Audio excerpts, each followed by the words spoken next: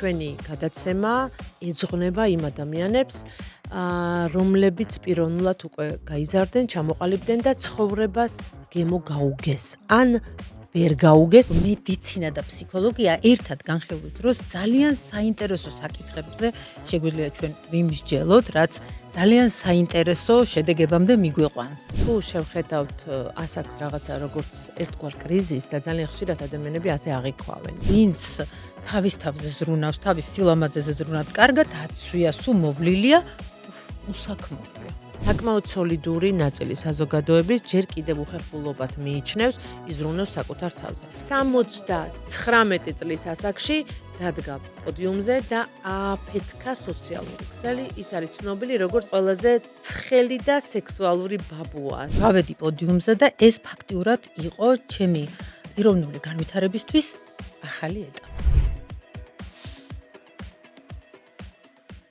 მოგესალმებით, ეს გახლავთ პოდკასტი 40+ და მას წავიყვანთ ჩვენ, მე ფსიქოლოგი ხათუნა მუზაშვილი და ექიმი დერმატოლოგი თამარ ციციშვილი ქაუგი. გახლავართ.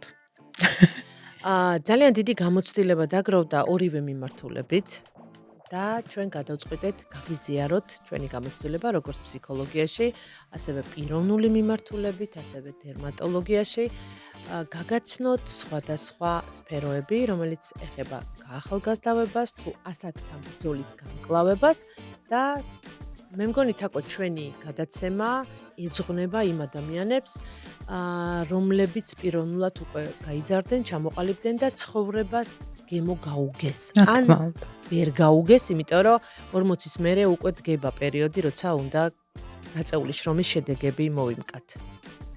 კი ბატონო, რა თქმა უნდა, ჩემი სფერო გახლავთ ესთეტიკური მედიცინა, ინექციური კოსმეტოლოგია და მიუხედავად იმისა, რომ საკმაოდ ახალგაზრდაა ჩვენი სფერო, მაინც ძალიან დიდი მთელ მსოფლიოში დიდი გამოცდილება და ცოდნა დაგროვდა, ასევე მეც რა თქმა უნდა დამიგროვდა დიდი გამოცდილება, რომელიც მინდა გავუზიარო ჩვენს მსმენელებს და საერთოდ საზოგადოებას. აკადემიური ინფორმაცია იქნება, თუ კითხვებზე პასუხი იქნება, მინდა რომ გავუზიარო ეს ყველაფერი ჩვენს მსმენელებს.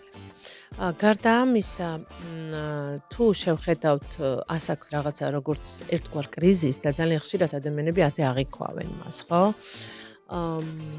კარგი იქნება ალბათ სხვებისთვის მოისმინონ განსხვავებული აზრი, გაეცნონ იმ ადამიანებს, ან იმ ადამიანების გამოცდილებას, რომლებმაც ძალიან მარტივად გადაალახეს ეს ყველაფერი და მათი წლები მათთვის გახდა სიმდიდრე და არა პირიქით.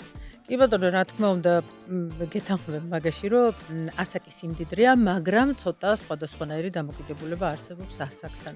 ზოგიერთისთვის სიმდიდრეა, ზოგიერთისთვის, მოკლედ სხვადასხვანაირად უყურებენ ამას ადამიანები. ჩემთვის მაგალითად, ხშირად მიფიქრია ამაზე, ასაკი, თითქოს ჩემთვის მნიშვნელობა არ აქვს ასაკს. მე შემიძლია ურთიერთობა, სრულფასოვანი ურთიერთობა ჩემზე პატარებთანაც, 20 წლით პატარებთანაც და 20 წლით უფროსებთანაც, ასევე სრულფასოვანი ურთიერთობა. და ზუსტად ამიტომ რა მინდოდა მეთქვა, რომ მაგრამ ამას საკმაოდ სერიოზული მუშაობა დაჭირდა წლების განმავლობაში. სწორედ ამიტომ ჩავთვალე, რომ ფსიქოლოგი, ესთეტიკური მედიცინა თუ მედიცინა და ფსიქოლოგია ერთად განხილვის დროს ძალიან საინტერესო საკითხებზე შეგვიძლია ჩვენ ვიმსჯელოთ, რაც ძალიან საინტერესო შედეგებამდე მიგვიყვანს. კი და ნახე, ჩვენ საუბრობდით სანამ დაიწყებოდა ჩვენი პოდკასტი იმაზე, რომ თუნდაც რომ თვით ზრუნვაზე და თავის მოვლაზე სულ რომ არ ვისაუბროთ, ადამიანი, რომელიც შიგნიდან არის პოზიტიური, ხო, რომელიც არის ბედნიერი, რომელიც არის კმაყოფილი, ის ასხივებს. და თუ ჩვენ შიგნიდან არ ვასხივებთ, ხო, ძალიან ხშირად შეიძლება 10, 15, 20 წლით უფრო მეტი იყოს ასაკი, როგორც ჩვენ გამოვიყურებით. ამიტომ ვფიქრობ, რომ ესთეტიკური მედიცინა და ზოგადად მედიცინა და ფსიქოლოგია თუ გვერდიგვერდიული ან გაცილებით კარგი შედეგების დადება შეიძლება. ერთ განაცალკევებ ხათუნა მედიცინას და ფსიქოლოგიას, სად იწყება ერთი და სად თავდება მეორე, ეს არავინ არ იცის, იმიტომ რომ როდესაც დავუშვათ რაღაცა სერიოზული დაავადების დროს, სად იწყება ფსიქოლოგიური ხო, ანუ ფსიქოლოგიური მიზეზი დაიწყო, ხო, თუ რითი დაიწყო, სად გადავიდა და ესეთი მკვეთრი ზღვარის გავლება ნამდვილად არ შეიძლება ამ ორ დისციპლინას შორის, ეს არის ყოველთვის ერთად. ამიტომაც ყველაფერს აქვს ფსიქოლოგიური საფუძველი და ძალიან სერიოზული ფსიქოლოგიური საფუძველი და ძალიან ხშირად ადამიანები ამაზე არც კი ფიქრობენ. კი. და ძალიან ხშირად ჩვენ როდესაც მივდივართ ფსიქოლოგთან, აი რაღაცა ისეთი ელემენტარული მიზეზზე, ისეთ ელემენტარულ მიზეზზე შეიძლება მოხდეს ყურადღების გადატანა, რომ შეიძლება არც არასოდეს გიფიქრია მაგაზე და ამიტომ ვფიქრობ, რომ როგორც წესი ფსიქოლოგთან ჩემთან როცა მოდიან და ყველასთან ალბათ, ანუ რა დაკვეთითაც მოდიან, დაკვეთა ყოველთვის იცვლება, იმიტომ რომ ადამიანს გონია რომ პრობლემა სხვაგან აქვს და ამ დროს აღმოჩნდება რომ ძირია აბსოლუტურად სხვაგან არის. ნახე რომ გავაგრძელოთ ჩვენი დღევანდელი თემა, ასაკის მატება, ზოგადად დაბერებას, რასაც ეძახიან, მე არ მეყვარს ეს ტერმინი. 21 წლიდან იწყება, ხო? მე მგონი. ვარ ვწდები, ხო? დაბერების პროცესები უფრო ადრეც იწყება. კი, ამიტომ ხო, რაღაც 40 და 50 წლის ასაკში შეგვიძლია არ ვეძიოთ ეს. ხო, ეს პროცესი გაცილებით ადრეა დაწყებული. თუმცა ის რაც ადამიანებს აწუხებთ ხოლმე, ხო, შენთან, რა თქმა უნდა, მოდიან ადამიანები და შენი კაბინეტი არის სპეციალურად მათთვის, ვისაც გაახალგაზრდავება უნდა და უნდა რომ უკეთ გამოიყურებოდეს.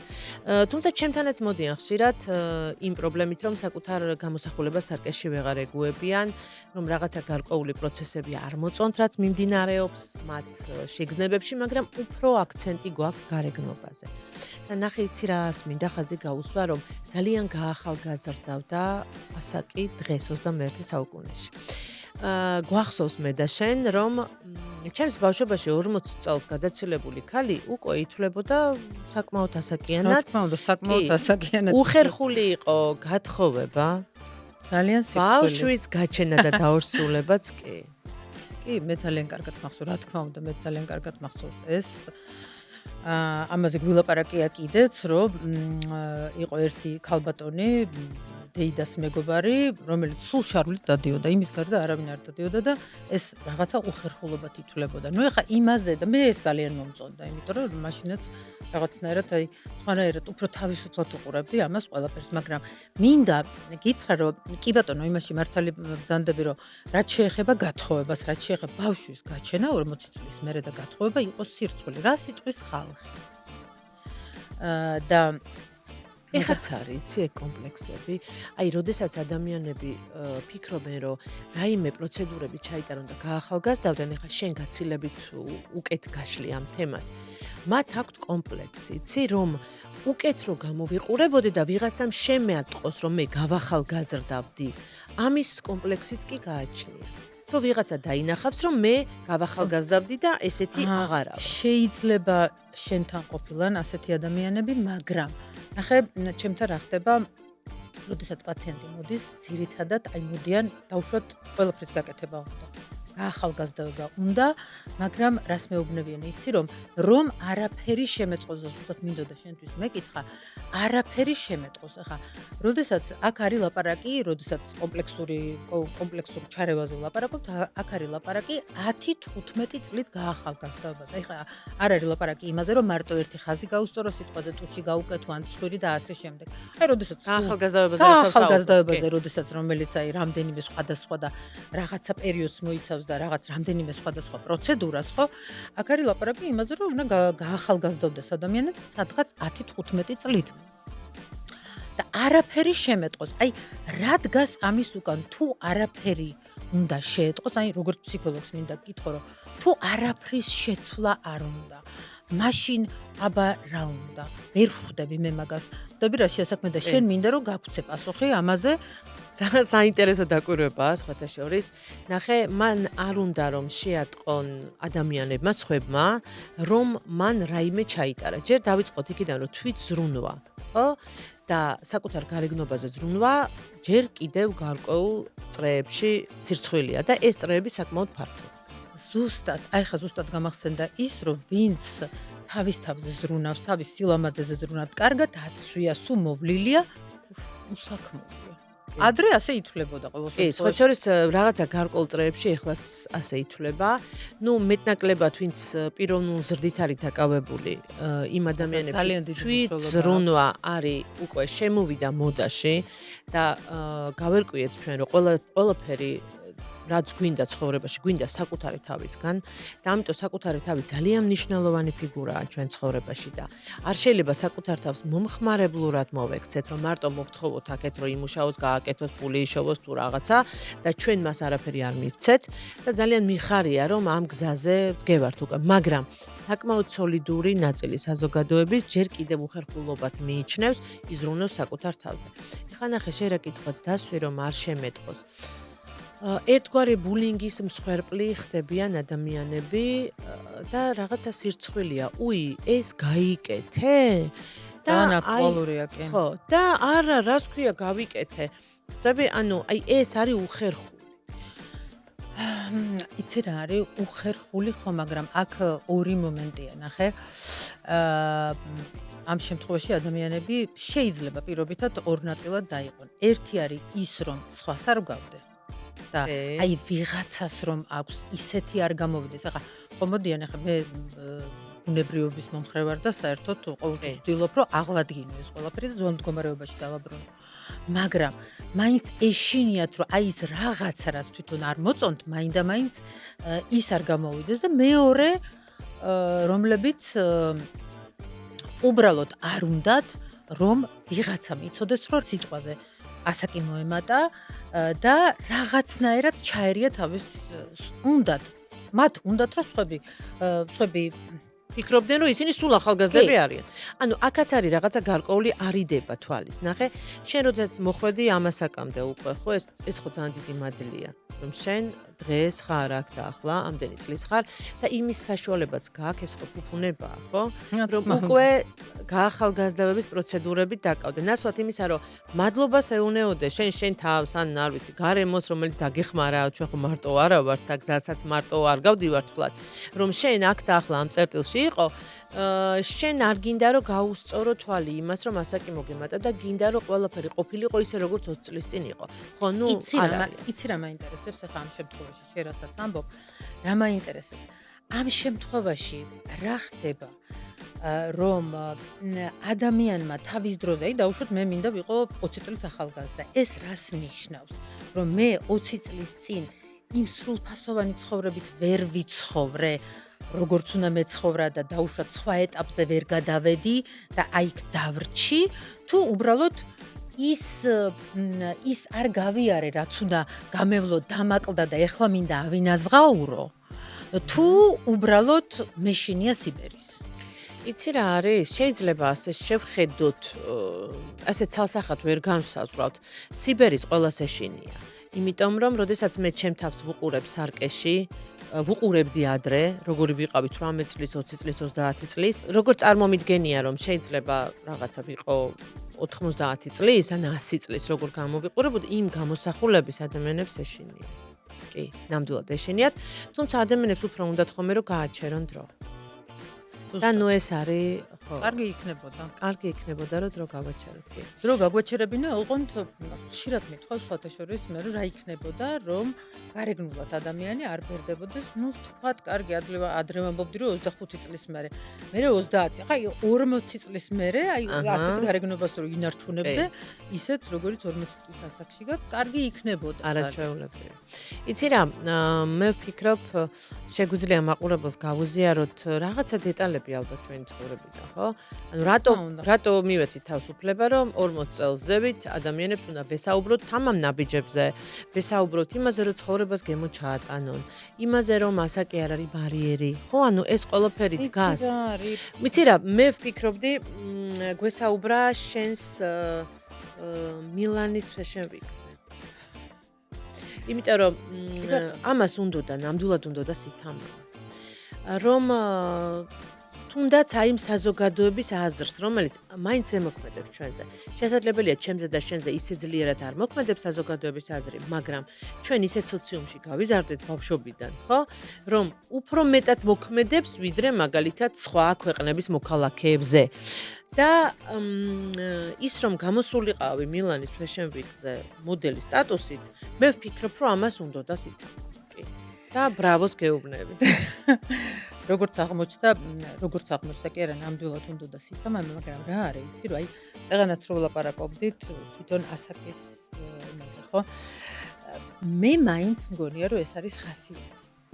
ეხლა რაც შეიძლება, აი ხასიათი, ხო? რაც შეეხება მილანის Fashion Week-ს. მე პირადად ვერასოდეს ვერ წარმოვიდგენდი, რომ ეხლა პოდიუმზე დავდგებოდი, ალბათ იმდენად ვერ წარმომედგინა, რომ ეხლა რაღაც სტანდარტები არსებობდა, რაღაცა წონა, სიმაღლე, ასაკი, ასე შემდეგ, ყველანაირი სტანდარტები, მაგრამ იმდენად აი სადღაც ღრმად ვფიქრობდი, ალბათ, მაგრამ ეს მხოლოდ ეს მერე გავიაზრე ყველაფერი და მერე გავაცნობიერე. რომ შენ როდესაც შემომთავაზე, ხა მე გავიგე რომ ვიღაცა სადღაც დაახლოებით ჩემი ასაკის აპირებდა მილანის კი არა Fashion Week-ზე გამოსვლას და ეს ეთყობა ჩამრჩა რა თქმა უნდა არ მიფიქრია მაგაზე მაშინ, მაგრამ მე უკვე მოგვიანებით ალბათ კი არა დავფიქრდი ამაზე და ამასობაში შენს მოხვედი და შემომთავაზე. ნუ ჩემი პირველი რეაქცია იყო არა. მაგრამ მე რო დავფიქრდი, ვიფიქრე რატომაც არა. მე საერთოდ აი ჩარჩოები არასოდეს არ მიყვარდა. ყოველთვის მიყვარს სიახლეები, მიყვარს ახალი რაღაცეები. სხვათა შორის ახლა ეს ამ წუთას სანამ თემას გავაგრძელებ, ვიტყვი რომ ადამიანებს ეშინიათ სიახლეების, ადამიანებს ეშინიათ ახალი რაღაცეების და ცვლილებების ეშინიათ და მინდა რომ აი ეს კითხვას დაგისვათ. და როდესაც ამაზე დავფიქრდი, ვიფიქრე რატომაც არა.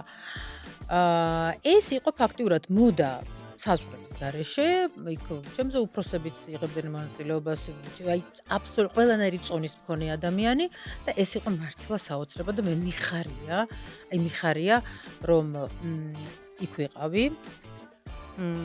გავედი პოდიუმზე და ეს ფაქტიურად იყო ჩემი პიროვნული განვითარებისთვის ახალი ეტაპი.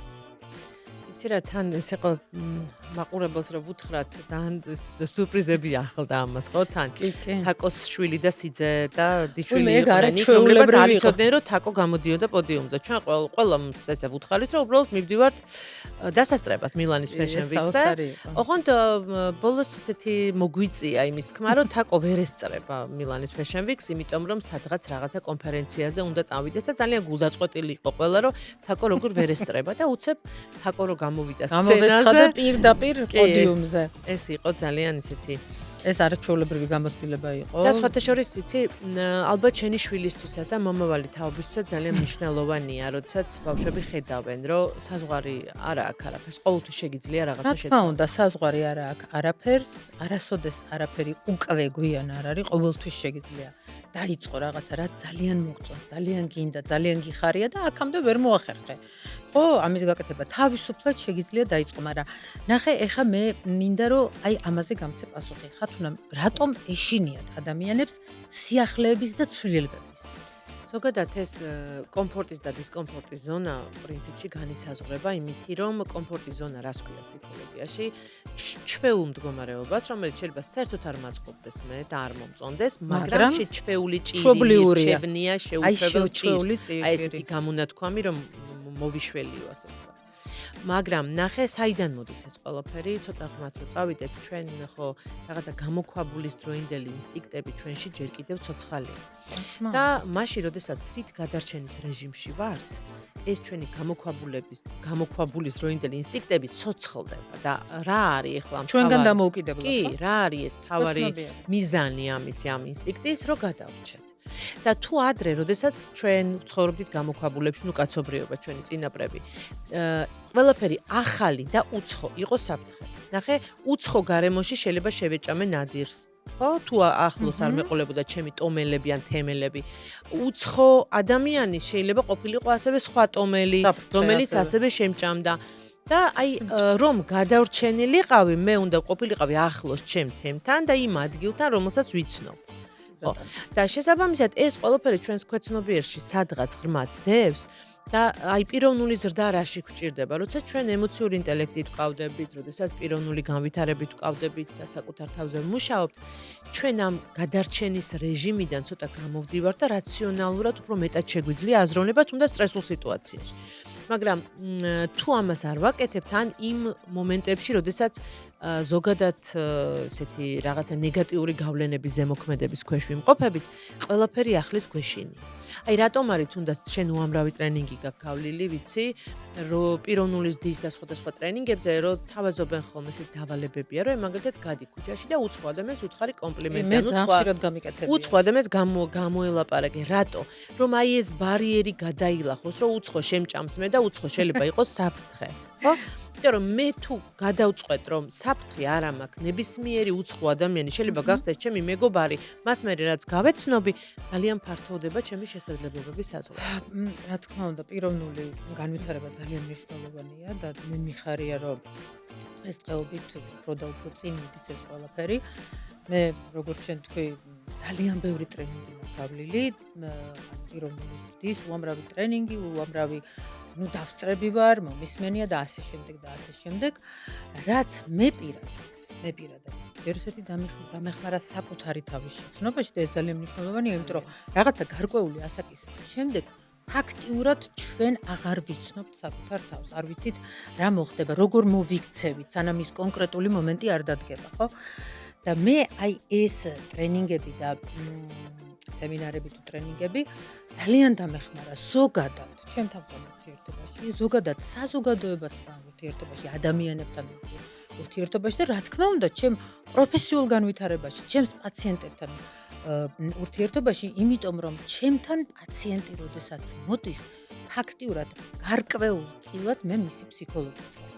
გიწევს, აუცილებლად გიწევს. კი, აუცილებლად, იმიტომ რომ იქ არის რაღაც შიშები, იქ არის რაღაც ყურმოკრული ფრაზები და ასე შემდეგ, რაც მე უნდა ავუხსნა, ეს ადამიანი მივიღო, მე და ის ადამიანი უნდა მოვერგოთ ერთმანეთს, იმიტომ რომ ეს ფსიქოლოგიური ამბები პირველივე ფეხს რო შემოადგავს, მაშინვე მარტო პაციენტი არა, ნებისმიერი ადამიანი, ნახე, როდესაც ჩვენ ერთმანეთს ხვდებით, ხო?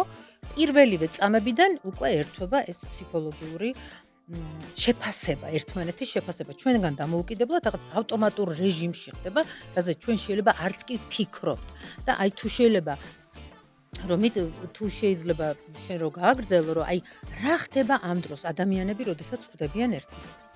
იცი რა, დავიწყებდი იქიდან, როდესაც პაციენტი მოდის, პაციენტი და კლიენტს ამ შემთხვევაში გავაერთიანებ, იმიტომ რომ სერვისის საყიდლად არის ადამიანი მოსული და სუფთა ფსიქოლოგიური კუთხით თუ განვიხილავთ, ადამიანი, რომელმაც გადაწყვიტა, რომ უნდა შეიძინოს რაღაცა სერვისი, რაღაცა გაიკეთოს, რაღაცა წაიღოს და ამაში გადაიხადოს ფული, ხო, ანუ ის მაინდა-მაინც კარხასიაძე არ არის.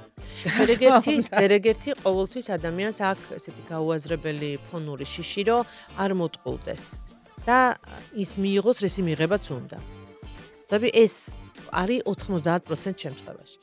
მეორეც ახლა როცა უკვე პაციენტზე ვსაუბრობ და იმან იცის რომ შეიძლება სადღაც ცოტა ეტკინოს, ხო? უნდა მოგენდოს. აქ წინა პლანზე მოდის მისი საუკეთესო თვისებები არა. მისი ხასიათი, მისი წუხილი, მისი გაღიზიანება, ამიტომ თავისუფლად შეიძლება რომ ის რომ მოდის უკვე გაღიზიანებული იყოს გარკვეულწილად. ხო და ეხლა როდესაც ექიმი ხარ და გიწევს ამასთან გამკლავება, ამ ყველაფერს უნდა არა მარტო იცნობდე, იცოდე ეს ყველაფერი როგორ მართო. იმიტომ რომ ხო, აი ძალიან მნიშვნელოვანია. ძალიან ხშირად მინახავს ძალიან კარგი ექიმი, რომელმაც ურთიერთობა საერთოდ არ იცის პაციენტთან. და რომელიც არის ხშირად ეს შემთხვევები. სტრესავს, კი. და ეს არის ძალიან მძიმე სანახავი. იმიტომ რომ მე ვფიქრობ, რომ ექიმებს ელემენტარული ფსიქოლოგიური ცოდნა აუცილებლად უნდა ჰქონდეთ ურთიერთობების შესახებ. ვიტყოდი რომ სერიოზული ცოდნა, მაგრამ ნახე აქ კიდე ერთი რაღაცა ახლა შენ რო საუბრობდი, დამებადა ასეთი კითხვა. ნახე, ხშირად გამიგია კონკრეტულ ექიმებზე, მაგალითად, რომ მიმკურნალა, კარგად ვარ, ვერავინ ვერ მიმკურნალა, ეხა ვარ გადასარევად, მაგრამ მე იმასთან აღარ მივალ. რატო? იმიტომ რომ უჟმურია. იმიტომ რამე უხეშად გითხრა სიტყვაზე. არა, ჩემთვის არაფერი არ უთქვას, მაგრამ იმიტომ რომ უჟმურია. ანუ, ნახე, აქ პირველ ხარისხი რომ ექიმი ხარ, მე მოვდივარ შენთან სამკურნალოდ, რაზეც მოვედი. კმაყოფილი წამოვედი იქიდან და ბედნიერი ვარ, მაგრამ იმიტომ რომ შენ უხასიათო ხარ, ამიტომ მე შენთან აღარ მოვალ და ანუ ხვდები რა შეასაქმე რომ პირველ ხარისხოვანი არის ის რომ მე შენგან მივიღე ის რისთვისაც მოვედი და მეასე ხარისხოვანია ხა რაში მაინტერესებს სიტყვაზე მე თუ უხეშად არ მომართავს ხო, ტაქტი და ზდილობა არის აბსოლუტურად სხვა რა თქმა და უნდა ელემენტარული ქცევა პაციენტს არავნო არ იწყება მხოლოდ დანასწორეთ რომ უნდა დაადო. შეიძლება ავნო სიტყვი ძალიან სერიოზულად. მაგრამ შენ რასაც იძახი მაგის უკან ცირა დგას მე მგონია დგას ის კომპლექსი რომ ადამიანს რომელსაც თავის თავი არ შეუძლია მიიღოს ისეთი როგორიც არის, ანუ კარგი გოგოობის და კარგი ბიჭობის კომპლექსი რო აქვს. ეგ ძალიან მნიშვნელოვანია და რომ მივდივარ, სხვებსაც არ ვაძლევ უფლებას იყონ ისეთები როგორებიც არიან და მინდა რომ ყველა გამოვასწორო. ანუ ჩვენ ხო ბავშვობაში ესე გვეუბნეოდნენ რომ ანუ კარგი არის, როდესაც ესეშვები, ცუდია როცა ესეშვები და ინდივიდუალიზმი არ არსებობდა. ყველა აი ეს კარგად უნდა მოქცეულიყო. ამიტომ მე ვფიქრობ, რომ ამის უკან როცა მე ვიღაცის უჟმურობა ისე მაწუხებს, რომ თანახმავარ არ წავიდე კარგ ექიმთან და წავიდე ცუდ ექიმთან პირობითად, ხო? ეს ნიშნავს, რომ უბრალოდ არ შემიძლია მივიღო ადამიანები ისეთებად, როგორებიც არიან. ანუ საკუთარი თავი მიღებული არ აქვს. მიმღებლობა საერთოდ ძალიან დიდი პრობლემაა. მე ამას ვხედავ და ჩემი თავიდან გამომდინარეც ვიცი, იმიტომ რომ აი სწორედ ამ პიროვნული ზრდის ტრენინგები ძალიან დამეხმარა. რაღაცები მიმეღო, რა თქმა უნდა, ყველაფერი ალბათ არა, მაგრამ აი ძალიან კარგად იმუშავა ამან იმაზე, რომ რაღაცებს, რისი შეცვლაც მე ამ წუთას არ შემიძლია მივიღო ისეთი როგორიც არის და მოცემულობად მივიღო ის მოცემულობად მივიღო. კი, სხვათა ძალიან საინტერესოა ხა, როცა მოდიან შენთან პაციენტები, ხო? რამდენად აქვთ ეს ხედვა, აი რომ მოცემულობად რაღაც მიიღო, იმიტომ რომ ხო არის რომ რაღაცისგან რაღაც არ გამოვა და ეს ადამიანმა უნდა მიიღოს. ან ზოგადად აი შეგიძლია ჩამოაყალიბო გარკვეულ ფსიქოტიპებად პაციენტები, რომლებიც შენთან მოდიან. გარკვეულ ფსიქოტიპებად ვერ გეტყვი, ხა სახელებს ვერ დავარქმევ, მაგრამ შემიძლია გითხრა, რა მხდება ყველაზე ხშირად თვალში. ერთი არის ის, რომ ადამიანები, აი ნაწილი, ამ ადამიანების ნაწილი საერთოდ ვერ აღიქვავს თავის თავს როგორც ცოცხალი. აი ხა გეტყვი რა მაქვს ხედველობაში. აი მაგალითად მოდის ადამიანი და მეუბნება რომ რაღაც კონკრეტულის გაკეთება უნდა. და როდესაც იგებს ის რომ აქ აუცილებლად იქნება შეშუპება, აუცილებლად იქნება ტკივილი, სისხლჩაქცევა, ხო? ჩვენ ცოცხალი ადამიანები, ჩვენი ანატომია ფიზიოლოგიიდან გამომდინარეობს, რომ როდესაც ქსოვილის ზიანდება, იქ არის ანთებითი პროცესი, ფიზიოლოგიური ანთებითი პროცესი მიმდინარეობს და ამას ყველაფერს აქვს თავისი სტადიები და დრო. კი. ეს ძალიან უკვირთ და ძალიან წუხან ამაზე, იმიტომ რომ ხა შენ რაღაცას რო გააკეთებ, ხა ეს ქანდაკება ხო არ არის, რომ გამოაქანდაკო რაღაც დაასვა, ან სანთლის ხო არ არის, ან თიხის, რომ აი გამოაქანდაკო და უკვე მზად არის.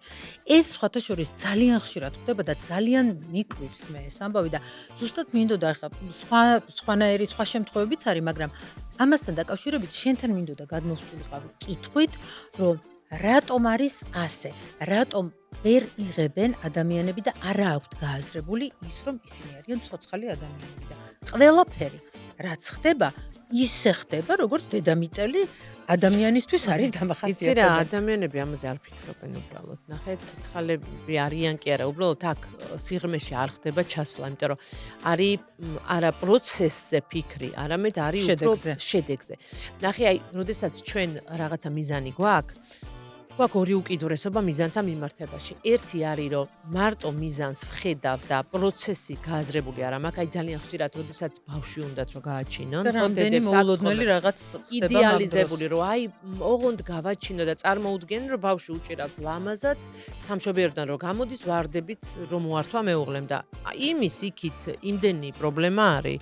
ხო, ანუ მშობიარობა, ნაკერი, უძილობა, ბავშვს არ ეძინება, მოკლედ არ ჩამოვთვლი ახლა, ხო? იმიტომ რომ შეიძლება ისიც გიყურებდეს, ვინც ახლა გაჩენას აპირებს. მაგრამ ეს თანდევია, რა თქმა უნდა, ეს ყველაფერი არ წონის ბავშვის გაჩენის სიხარულს, ამიტომაც ვაჩენთ ჩვენ ბავშვებს, ხო? მაგრამ ადამიანებს, რომლებსაც გააზრებული აქვთ რა პროცესები ექნებათ გასავლელი და მარტო ესე იდეალურად ფოტოსავით არ წარმოუდგენიათ ეს ყველაფერი, გაცილებით ემარტივებათ ხოლმე შემდგომი პერიოდის გავლა. და გაცილებით ნაკლებად აქვთ მშობიარობის შემდგომი დეპრესია და ეხლა ნახე მეორე კატეგორია არსებობს, რომელიც იმიტომ არ აჩენს ბავშვს, რომ პროცესით ატერორებს თავის თავს. პირიქით, ანუ ასე ვთქვათ, ლუპა აქ მიმართული გამადიდებელი შუშით უყურებს იმ პროცესს, რომ აი ეს როგორ იქნება მოვიმატებ წონაში, მე მექნება სტრიები, მე როგორ უნდა გავაჩინო, რო ვერ გავაჩინო. და ბოლოს გადაწყვეტს რომ არა არ გააჩინო. ამიტომ ნახე, შენთან ის კატეგორია, რომელიც მოდის და უნდა საბოლოო ვიზუალი შესაძლებელია პროცესზე საერთოდ არ ფიქრობდეს, ან შესაძლებელია ზუსტად იმიტომ არ მოდიოდეს, რომ პროცესი ძალიან ნეგატიურად აქვს ნაფიქრი და გააზრებული. მოგეთ საშუალო გვინდა ყველა შემთხვევაში. კი ბატონო და აი ამ შემთხვევაში რა თქმა უნდა მე საუბარი მიწევს, საგანმარტება მიწევს და ნახე რა მინდოდა შენთვის რომ მეკითხა ნახე აი იმისათვის ზუსტი გაცნობიერებული ადამიანები ვინც არიან ხომ არსებობს ასეთი ტრენინგები თუ სესიები იმისათვის რომ აი ამ პროცესებისთვის იმ ნაბიჯებისთვის რა ნაბიჯის უნდა გადადგას ადამიანმა შესაძლო და მოსალოდნელი შედეგებისთვის მოამზადოს ფსიქოლოგო ან სიტყვის. კი, შესაძლებელია, მაგრამ აქ ალბათ უფრო როცა აქ ადამიანს დაკვეთა. ნახე, ადამიანი ფსიქოლოგთან როდის მოდის? იმიტომ კი არა რომ მოსალოდნელი, როცა ძალიან უჭირს და ძალიან ტკივა.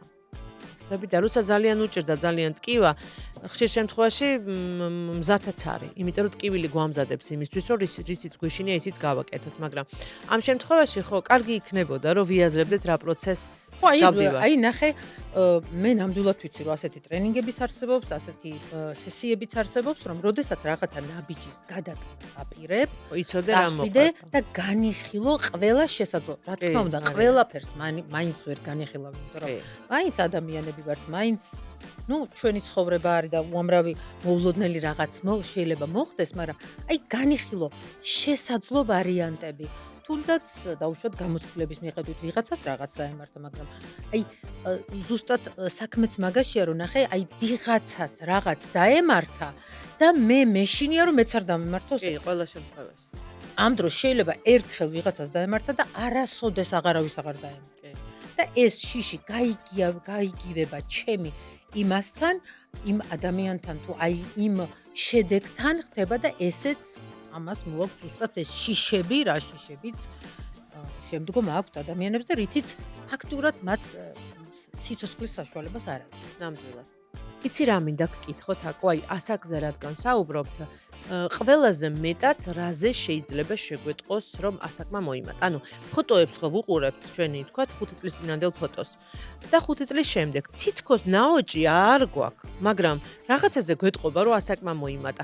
სხეული შეგვიძლია რაღაცა ტანისამოსით სტილი შევარჩიოთ, მაგრამ ეს სახეს ვერაფერს ვერ უშვებით, ხო? და აი რა არის, რაც ყველაზე მეტად და პირველი აჩენს ასაკს? ანუ მეკითხები სად გვეტყობა ასაკი ყველაზე მეტად.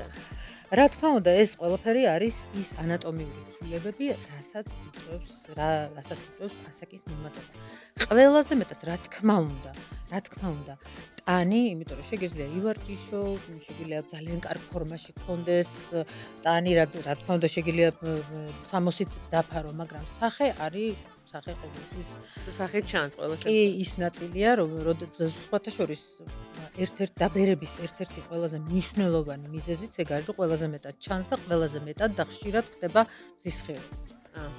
ეს ერთი და მეორე თვითონ სახეზე კითხე რა ზონა კი რა ზონა უშუალოდ ეს არის ცენტრალური ზონა ჩვენი აი ეს ცენტრალური ზონა ნახე თვალის ღარი შეიძლება ადამიანს უამრავი ღარი ქონდეს ასაკობრივი ღარი თვალის გარშემო შუბლზე მაგრამ ეს იმდენად არ აღიქმება რამდენადაც ჩავარდნილი და ჩამოქებული თვალები ეს ერთი და აი ეს ცენტრალური ნაწილი ნახე ცხვირტუჩი განსაკუთრებით ტუჩის ირგვლივი მიდამო რასაც ყველაზე ხშირად იკეთებენ. რასაც ყველაზე ხშირად შეიძლება სხვა იშვიათად არის სხვათა შორის, როდესაც პაციენტი მოდის და მეუბნება, რომ აი ამისი კონკრეტულად აი ამისი გაკეთება მინდა. ისინი ძირითადად ამჩნევენ შედეგს, რა გამოიწვია ამ ასაკობრივ ცვლილებებმა და იწყებენ ლაპარაკს შედეგიდან. და სინამდვილეში ეს აღდგენითი პროცედურები იწყება მიზეზიდან. რა მიზეზმაც გამოიწვია, რა თქმა უნდა, ეს არის ჩვეულებრივი სპეციალური სწავლება, სპეციალური ანატომია, ფიზიოლოგიის და დაბერების პროცესის ცოდნა და მე ყოველთვის ახლა ჩემთან პაციენტი როდესაც მოდის, მე ყოველთვის ვიცი, აი ეს კონკრეტული შედეგი, რაც მას აღმოწონს, რა შეიძლება გამოიწვია და აუცილებლად ვიწყებთ იმ გამომწვევი მიზეზიდან. იმიტომ რომ თუ ამას არ გავაკეთებთ ჩვენ, ეს იქნება დაახლოებით ისეთი შემთხვევა, რომ სახლი ააშენოს საძირკველის გარეშე. მოვიდეს ადამიანი და არქიტექტორთან და მშენებელთან და უთხრას, რომ მე მინდა რომ პირდაპირ მეხუთე სართული ამიშენოთ და თუ შეიძლება ჩამომიკიდეთ ჰამაკი. ეს არის ზუსტად ის. ვინც თან ხდება ამას, თან ხდება, ვინც არა და ეს ზუსტად ის თემაა, როდესაც ჩვენ და ჩემ პაციენტი ერთმანეთზე ვერ მოვერგეთ. არ გამოვიდა. მე რა ეს იმას კი არ ნიშნავს, რომ ჩვენ რაღაცა უსიამო არა. და აუცილებლად მიდის სხვა ექიმთან, რომელიც ამას გაუკეთებს და ეს უკვე მისი არჩევანია. თაკო, ესეთი მითი მინდა რომ დავამსხვრიოთ, არსებობს მოსაზრება, რომ ვინც იკეთებს ბოტულინოტოქსინს, ანუ ეგრეთ წოდებულ ბოტოქს და ისწორებს ნაოჭებს, მათ აქვთ გაყინული სახის გამომეტყველება და არ მოძრაობს სახე. გაყინული აქვს სახე. აი ეს მითი რომ დავამსხვრიოთ. კი ბატონო, ძალიან ბევრი მითია საერთოდ ბოტულინოტოქსინზე და ტოქსინზე და სხვა საკითხებზეც, რაზეც მოგვიწევს ჩვენ აუცილებლად საუბარი. მაგრამ ახლა რაც შეეხება ამ კონკრეტულ მითს, ეს არის სრულიად დამოკიდებული, რა თქმა უნდა, ახლა იმას თუ არ მივაქცევთ ყურადღებას. ნახე, ყოველთვის ურთიერთობაში და ნებისმიერ ურთიერთობაში არის ორივე მხარე. ნახე, შენ რო ჩემი პაციენტი ხარ და ჩემთან მოდიხარ, ერთი მხარეა რომ მე როგორი ხვდები, როგორ პროდუქტს გახვედრებ, როდესაც ჩემგან ყველაფერი წესრიგშია. ის პროდუქტი, რასაც გამოვიყენებ, როდესაც არის ახალი გახსნილი, სწორად და კარგად ვადები შენარჩუნებული, პლუს მე ვარ პროფესიონალი. არა, ეს საერთოდ არ განიხილება ხათუნა, ახლა ექიმი საერთოდ არ განიხილება, იმიტომ რომ ჩვენი მიმართულება არის დღესდღეობით უკვე ცნობილია ეს ამბავი, რომ ჩვენი მიმართულება არის სუფთა სამედიცინო მიმართულება და არა ექიმი საერთოდ არ განიხილება. ვაგრძელებ. როდესაც ჩემი მხრიდან ყველაფერი წესრიგშია, ნახე, მე ყველაფერი კარგად და მე ვარ პროფესიონალი, მე ვიცი რა უნდა გავაკეთო და როგორ გავაკეთო და საუკეთესო პროდუქტს ხარისხიანს გახვედრე. მე შემიძლია გაგიყინო მიმიკა. შემიძლია ისეთი თუ მჭირდება, ყინავ, არ მჭირდება, არ ყინავ, მაგრამ ხდება ასეთი შემთხვევა. ანუ არ უდრის ბოტულინოტოქსინი იმას, რომ სახე მქონდეს გაყინული. არავითარ შემთხვევაში, ვისაც შეიძლება მე მჭირდებოდეს რომ რაღაცა ზონა გავყინო, ამას გავაკეთე. ანუ რაც მჭირდება იმას ვაკეთებ, როდესაც მე ვარ პროფესიონალი, მაგრამ თუ საზოგადოების გარკვეული ნაწილი გაყინულია ბოტულინოტოქსინის შედეგად და ეს მას არ მოწონს, ესე იგი გამოდის, იქ აუცილებლად სრული პასუხისმგებლობით ვამბობ ამას, რომ იქ აუცილებლად ურევია არა პროფესიონალის ხელით. ან გემისი გემოვნება. მე საერთოდ არ მომწონს ეს გაქვავებული სუბრები. არა, ნახე რა ვთქვი, თუ მას გარკვეულ ნაწილს აქვს გაყინული სახე და უკვე ჩამოყალიბდა მითად, რომ თუ ბოტულინოტოქსინის პროცედურას იტარებ, აუცილებლად გეყენება სახე, ეს და არ მოწონს. თუ გემოვნება აქვს ასეთი და უნდა რომ კონდეს სხვა არის. არა, თუ არ მოწონს და უკმაყოფილოა, ეს იმას ნიშნავს, რომ მას არაკვალიფიციურად ჩაუტარეს და ამას წყალი არ გაქვს. ვფიქრობ, ბევრი საინტერესო თემა გვექნება კიდე გასაშლელი მე და შენ სხვადასხვა პოდკასტებში. თუმცა ახლა მე მინდა მაყურებელს უთხრა, რომ ჩვენი პოდკასტის სპონსორი არის კლინიკა კაემი, სადაც მათ შეუძლიათ ჩაიტარონ ყველანაირი გამაახალგაზრდავებელი პროცედურები და გააჩერონ თავიანთი ასაკი იმისათვის, რომ მათი ასაკი, მათი გარეგნობა სულიერ მდგომარეობას შეესაბამებოდეს, რადგან ხშირად მსმენია, რომ შინაგანი მდგომარეობა გაცილებით ახალგაზრდაა, ვიდრე სახის გამომეტყველება და მადლობა ღმერთს, დღეს ეს უკვე შესაძლებელია. ჩვენი პოდკასტი გავა ყოველ 4 შაბათს ეთერში და დაიდება ჩვენს YouTube არხზე. აუცილებლად გამოიწერეთ ჩვენი არხი, რომ არ გამოგჩეთ სიახლეები, ასევე მოგწერეთ კითხვები, რადგან ჩვენ მზად ვართ გიპასუხოთ ყველა იმ კითხვაზე, რომელიც ასაკის და სილამაზის გარშემო, ასევე ფსიქოლოგიის გარშემო იქნება დასმული. მე კი ყოველი პოდკასტის დასასრულს მინდა შემოგთავაზოთ სამოტივაციოდ ერთი ისტორია ადამიანზე, რომელმაც დაამარცხა ასაკი. და დღეს მინდა გაგაცნოთ დესუნ იანგი. ეს არის იაპონელი მამაკაცი, რომელიც 79 წლის ასაკში გახდა ვარსკვლავი. ის გახდა პოდიუმის ვარსკვლავი, მაგრამ ზოგადად პოდიუმის. კი, ზოგადად 44 წლის იყო, როდესაც მან მსახიობობა გადაწყვიტა. მე ხშირად მსმენი ადამიანებისგან, რომ 44 წლის ასაკში მსახიობობა ან პროფესიის შესვლა გვიანია. 49 წლის იყო, როდესაც მან ჩამოაყალიბა თავისი პანტომიმის ჯგუფი. შემდეგ ის იყო 70 წლის, როდესაც პირველად სპორტ დარბაზში შევიდა და დაიწყო ვარჯიში. ეგ ნამდვილად აღარ ვიცი. 19 წლის ასაკში დადგა პოდიუმზე და ააფეთქა სოციალური ქსელი. ის არის ცნობილი როგორც როგორც ყველაზე ცხელი და სექსუალური ბაბუა, ასე ეძახიან მას. დღეს ის არის 80-ს გადაცილებული და ძალიან ბევრი გეგმა. იცი რა მაინტერესებს? 44 წლამდე რასაკეთებდა ეს ადამიანი? კომარიცის შემთხვევით. სამწუხაროდ არ ვიცი, რაღაცა ძიება ქონდა საკუთარი თავის ძიება, მაგრამ როგორც ჩანს დრო და ტემპი აქვს, არ იყო გამოკვეთილი მისი საკეთებელი, რადგან როცა ადამიანი 44 წლის ასაკში პროფესიას იცვლის, ეს ნიშნავს, რომ მანამდე მან საკუთარი თავი ვერ იპოვა. და აი, როცა მან უკვე იპოვა თავისი მისია და მსახიობობა დაიწყო და მიხვდა, რომ სცენა იყო მისი, აი მას მერე დაიწყო მის ცხოვრებაში ძალიან სერიოზული სიახლოვე. ამიტომ აი ამ ნოტზე მინდა დაგემშვიდობოთ და პოდკასტი 40+-ი ყოველ ოთხშაბათს საინტერესო, აკადემიური, სამეცნიერო, ფსიქოლოგიური და სამოტივაციო თემებით წაგებთ. კი ბატონო, მეც მინდა დაგემშვიდობოთ და ძალიან მინდა რომ მოგწეროთ კითხვები, რაზეც მეც სიამოვნებით, მე და ხათუნა სიამოვნებით გაგცემთ პასუხები. ძალიან საინტერესოა ყოველთვის კითხვებზე პასუხის გაცემა და სხვებისთვის მოსასმენათად ძალიან საინტერესო. დროებით